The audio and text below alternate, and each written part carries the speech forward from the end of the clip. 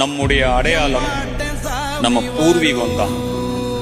நம்மளுடைய அப்பா, தாத்தா, பாட்டன், முப்பாட்டன், பூட்டன் இவங்க எல்லாரும் வாழ்ந்த வாழ்க்கை வெறும் கதையா காத்துல அப்படியே கரைஞ்சு போயிடக்கூடாது. அடுத்தடுத்து வர தலைமுறைக்கு அது நினைவுகளா தொடரணும். இந்த முன்னோர்களோட மூச்சு காத்தும் நம்ம மண்ணோட சாமியும் சேர்ந்ததுதான் குலதெய்வம்.